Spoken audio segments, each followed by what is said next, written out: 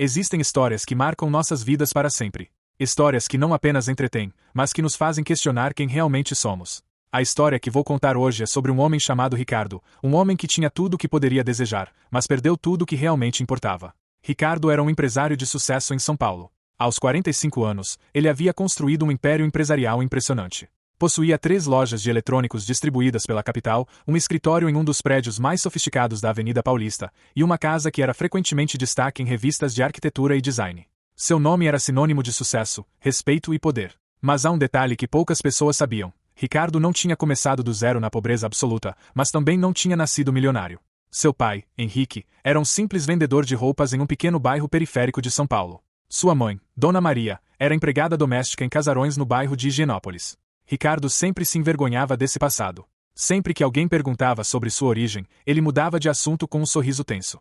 Quando convidava clientes importantes para sua casa, ele não falava sobre seus pais. Quando seus pais o visitavam em seu escritório, ele pedia que entrassem pela entrada de serviço, não pela entrada principal onde seus funcionários e clientes pudessem vê-los. O problema era que Ricardo não apenas havia esquecido suas raízes, ele se envergonhava delas. E esse sentimento, essa vergonha profunda, se transformaria no veneno que contaminaria toda a sua vida. 20 anos haviam se passado desde que Ricardo saíra da casa de seus pais. 20 anos de trabalho árduo, negociações, decisões calculadas e sim, muita sorte também.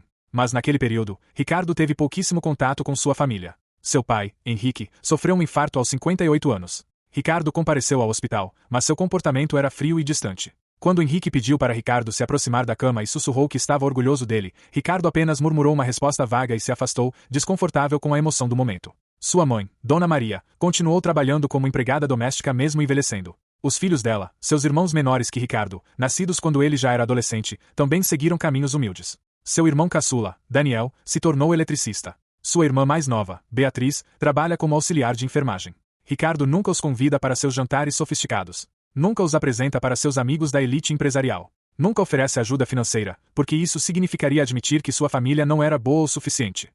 Há 5 anos, sua mãe foi diagnosticada com câncer. Era um câncer no pulmão, apesar de Dona Maria nunca ter fumado na vida. No seu leito de morte, ela pediu para ver Ricardo. Pediu para que ele parasse de se envergonhar de quem ele era. Mas Ricardo, ocupado com uma fusão empresarial, visitou a mãe apenas 3 vezes durante seus 6 meses de internação. Quando Dona Maria faleceu, Ricardo chorou. Chorou porque a amava. Mas também chorou porque sabia, no fundo de seu coração, que havia desperdiçado tempo precioso. Mesmo assim, não mudou nada em sua vida. Continuava vivendo na mesma bolha dourada. Continuava fingindo que aquela família simples, aquele passado humilde, não era parte dele. Continuava construindo uma persona de homem perfeito, bem-sucedido, impecável. E essa persona era tudo o que importava para Ricardo.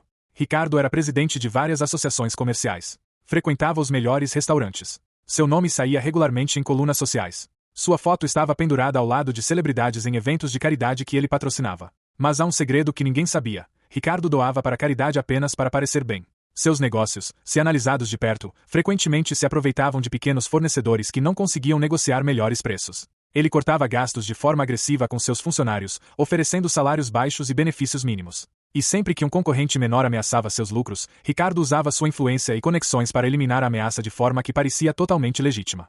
Ricardo tinha muitos conhecidos, mas nenhum amigo verdadeiro. Tinha muita gente que o bajulava, mas ninguém que realmente o conhecesse. Tinha muito dinheiro, mas nenhuma paz. Aos 50 anos, Ricardo havia atingido o pico de seu sucesso. Sua empresa tinha valor de mercado aproximado de 500 milhões de reais. Ele possuía propriedades em Campos do Jordão, em Búzios e até um apartamento em Miami. Mas também aos 50 anos, Ricardo começou a notar algo estranho. Seu corpo começou a falhar. Teve o primeiro infarto em uma quinta-feira à noite, sozinho em seu escritório.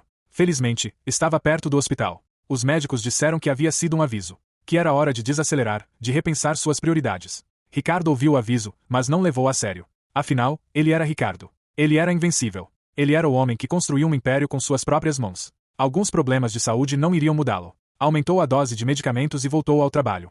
Se você está assistindo agora e reconhece essas atitudes em si mesmo, eu te peço, inscreva-se no nosso canal. Porque as próximas histórias que vamos contar vão mudar sua perspectiva sobre a vida. Não deixe que seu orgulho e suas prioridades erradas roubem os melhores anos da sua vida. Tudo mudou no dia em que o telefone tocou. Era seu irmão Daniel, o eletricista. A voz dele estava quebrada, cheia de emoção reprimida. Ricardo, nosso pai teve um acidente no trabalho. Ele caiu de uma escada enquanto consertava a fiação de um prédio comercial. Está na UTI do Hospital de Clínicas. Os médicos acham que é grave. Ricardo sentiu seu coração acelerado. Seu pai que ele mal falava há mais de uma década. Seu pai que ele nunca apresentava como seu pai. Seu pai que ele se envergonhava de ser filho. Ricardo saiu correndo do escritório. Pela primeira vez em muitos anos, não se importou em deixar uma reunião importante. Dirigiu em alta velocidade pelas ruas de São Paulo, seu luxuoso carro alemão vinha entre o trânsito. Quando chegou ao hospital, encontrou sua irmã Beatriz na sala de espera. Ela estava chorando, segurando um café frio que havia bebido horas atrás. Seus dois irmãos mais jovens, que Ricardo mal conhecia de tanto se afastar, estavam ao seu lado. Daniel estava pálido, incrédulo que tudo isso estava acontecendo. Como ele está? Perguntou Ricardo, tentando parecer calmo. Grave, respondeu Beatriz, secando as lágrimas. Os médicos disseram que sofreu um trauma grave na cabeça. Ele acordou por alguns momentos, mas agora está em coma. Dizem que o próximo dia será crucial. Ricardo entrou no quarto de seu pai. Henrique estava conectado a vários tubos. Sua respiração era auxiliada por máquinas. Seu rosto, que Ricardo mal olhava mais para, estava coberto por hematomas. Seu pai, que havia trabalhado a vida inteira para criar seus filhos, que havia sacrificado tanto para que tivessem oportunidades, estava ali, inconsciente, possível de nunca mais acordar. Ricardo passou 3 dias sentado naquele hospital. 3 dias vendo seu pai lutando pela vida. 3 dias em que todos os seus negócios, todos os seus compromissos, todos os seus planos pareceram completamente insignificantes. No terceiro dia, seu pai acordou. Os olhos de Henrique abriram lentamente, confusos no início, depois focando. Quando viu Ricardo, sorriu, um sorriso fraco, mas um sorriso verdadeiro. Filho, sussurrou Henrique. Você veio.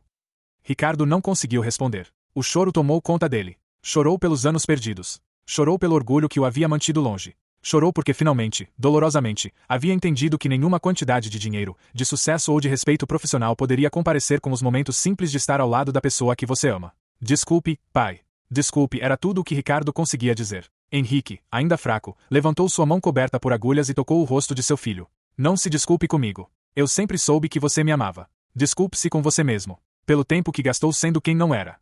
Naquele momento, algo se quebrou dentro de Ricardo. Não era apenas a vergonha de seu passado que se quebrou, mas toda a estrutura frágil em que ele havia construído sua vida. Henrique se recuperou. Não completamente, seu pai nunca mais seria o homem que fora. Mas ele se recuperou o suficiente para deixar o hospital após 2 semanas. E Ricardo, pela primeira vez em 20 anos, a trouxe para sua casa. O que aconteceu nos meses seguintes foi uma transformação radical na vida de Ricardo. Primeiro, ele deixou claro para todos no seu círculo social que seus pais eram uma parte essencial de sua vida, de quem ele realmente era. Levou seu pai aos jantares sofisticados que havia evitado compartilhar com a família. E algo mágico aconteceu, as pessoas não o desrespeitaram por isso. Na verdade, muitos o admiraram pela coragem de ser honesto sobre suas raízes. Segundo, Ricardo reestruturou completamente sua empresa. Aumentou o salário de seus funcionários. Criou programas de desenvolvimento para os trabalhadores de baixa renda. Começou a trabalhar com fornecedores pequenos de forma justa, oferecendo preços que permitiam que eles prosperassem também.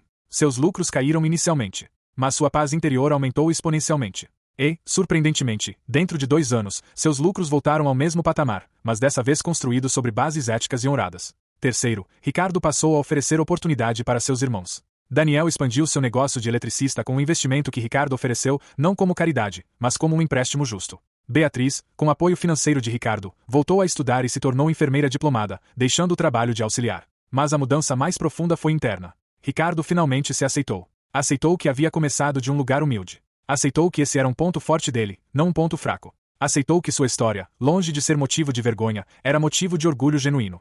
5 anos depois, Ricardo estava em seu escritório quando recebeu uma ligação. Era Beatriz. Seu pai havia tido outro infarto. Desta vez, não foi apenas um aviso. Henrique se foi em paz, cercado por toda a família, com Ricardo segurando sua mão. Naquele funeral, Ricardo deu um discurso. Ele falou sobre seu pai com respeito e amor genuíno. Falou sobre os valores que seu pai havia lhe ensinado, valores que, por muitos anos, Ricardo havia ignorado. Falou sobre como o orgulho quase havia roubado os últimos anos de sua vida com a pessoa que mais o havia marcado. E quando terminou seu discurso, Ricardo disse algo que mudaria a forma como as pessoas ao seu redor entendiam sobre sucesso. Meu pai foi, para muitos padrões da sociedade, um homem pobre. Mas nunca conheci ninguém mais rico em caráter, em bondade, em sabedoria genuína. E por muitos anos, me envergonhei disso. Que desperdício! Que preço caro eu paguei pelo meu orgulho.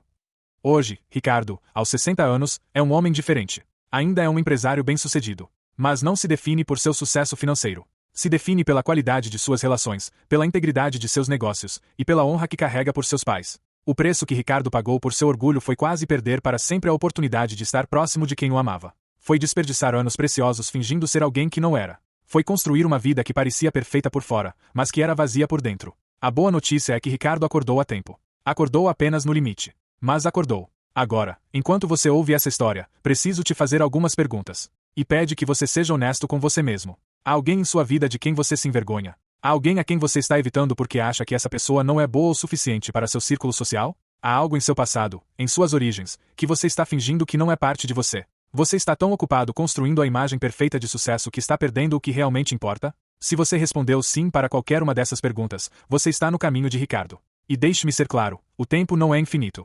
As pessoas que amamos não vão estar aqui para sempre. O arrependimento não é um bom companheiro. Agora eu quero ouvir de você. Comente abaixo, o que você aprendeu com essa história? Como ela te tocou? Existe alguém na sua vida de quem você deveria se aproximar? Deixe seus pensamentos nos comentários. Sua história pode inspirar alguém que está passando pela mesma situação. A história de Ricardo é uma história sobre o preço do orgulho. Mas é também uma história sobre redenção. É uma história que nos mostra que nunca é demasiado tarde para mudar de direção. Nunca é demasiado tarde para se reconciliar com nossas origens. Nunca é demasiado tarde para repensar o que realmente importa. Mas também é um aviso. Porque para alguns, é tarde demais. Para alguns, a oportunidade de consertar as coisas vem apenas nos últimos momentos. E para muitos, nem mesmo isso. Então meu convite para você é este: não espere por uma crise para acordar. Não espere pelo remorso para mudar. Não espere por estar deitado em um leito de morte para finalmente entender que o sucesso verdadeiro não é medido pelo tamanho da sua conta bancária, mas pela profundidade dos seus relacionamentos. Se você tem pais que ainda estão vivos, ligue para eles hoje. Se há irmãos de quem você está longe, reconecte-se. Se há pessoas do seu passado de quem você se envergonha, reconcilie-se com essa parte de você. Porque no final, quando tudo for dito e feito, as únicas coisas que realmente levaremos são as memórias dos momentos que compartilhamos com as pessoas que amamos. O orgulho é um preço muito caro a pagar. Não cometa o mesmo erro que Ricardo quase cometeu. Obrigado por ouvir essa história. Que ela ressoe em seu coração e cause mudanças reais em sua vida.